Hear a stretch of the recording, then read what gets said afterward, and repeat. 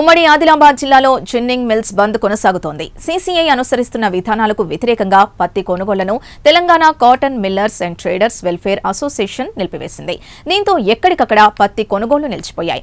ఈ బంద్లో సుమారు 322 ginning mills వ్యాపారులు భాగస్వామ్యమవుతున్నారు.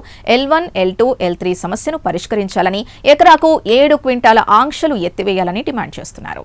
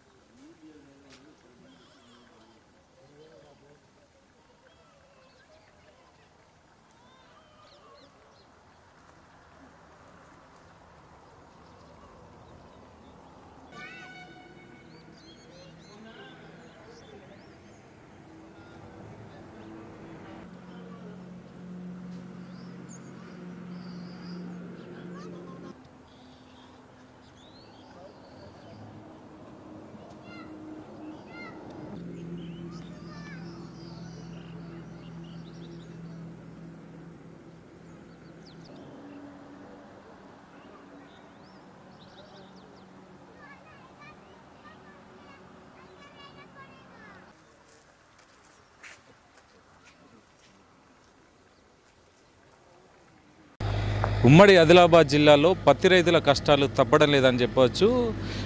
ఇన్ని రోజులు మోందా తుఫాన్ తోటి ఏర్పడ్డ ఇటు పత్తి రైతుల కష్టాలు ఇప్పటికే ఇటు సీసీఐ నిబంధనల ప్రకారం అయితే ఇటు పత్తి రైతులు అదేవిధంగా కాటన్ మిల్ అసోసియేషన్కు సంబంధించి ఏదైతే జిన్నింగ్ వ్యాపారులు అయితే ఇటు నిరవధిక సమ్మెతో అయితే పిలుపునివ్వడంతో అయితే సీసీఐకి సంబంధించిన కాటన్ కార్పొరేషన్ ఆఫ్ ఇండియా ఏదైతే పత్తి రైతులకు సంబంధించిన తేమ శాతం అదేవిధంగా వారు విధించిన క్వింటాలకు 8,115 రూపాయల నిబంధన ప్రకారం, అదేవిధంగా ఎకరానికి 7 క్వింటాల నిబంధన వీటికి సంబంధించి, అదేవిధంగా ఏదైతే జిన్నింగ్ వ్యాపారులు L1, L2, L3కి సంబంధించిన నిబంధనలను ఎత్తివేయాలని అయితే ఇటు జిన్నింగ్ మిల్లు అధికారులు అయితే ఇటు దీనికి సంబంధించి నిరవధిక బంద్కు అయితే పిలుపునివ్వడం, దీనికి సంబంధించి మనం ఇక్కడ ఒక ఫ్లెక్సీని కూడా ఏర్పాటు చేశారు. మనం ప్రస్తుతానికి కొమరంభీం ఆసిఫాబాద్ జిల్లా ఇటు మంచల్ జిల్లాకు సంబంధించిన ఇటు మహేశ్వరి కాటన్ జిన్నింగ్ మిల్ వద్ద అయితే ఉన్నాం. దీనికి సంబంధించి ఇటు సీసీఐ వారు ఏర్పాటు చేసిన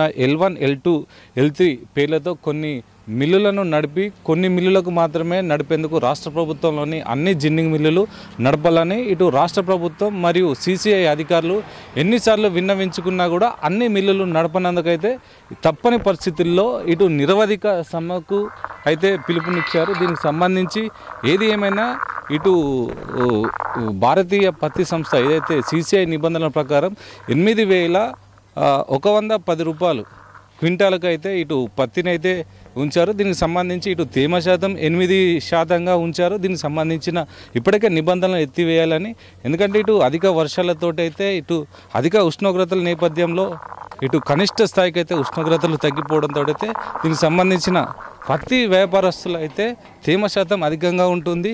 ఏది ఏమైనా దీనికి సంబంధించి ఇటు బేలాలు కానీ దీనికి సంబంధించిన అన్ని ఏర్పాట్లు చేశారు. దీనికి సంబంధించిన వారికి ఈ నిబంధనల ప్రకారం ఇటు ఈ అధిక ధరను చేకూర్చాలి. అదేవిధంగా L1, L2, L3కి సంబంధించిన నిబంధనలు అయితే ఎత్తివేయాలని అయితే ఇటు జిన్నింగ్ మిల్ అధికారులు అయితే కోరుతున్నారు. దీనికి సంబంధించిన జిన్నింగ్ మిల్లు ప్రస్తుతం మనం బోసిపోయిందని చూడవచ్చు. దీనికి సంబంధించిన పత్తికి సంబంధించిన కొనుగోళ్లు ఇక్కడ జరగడం లేదు.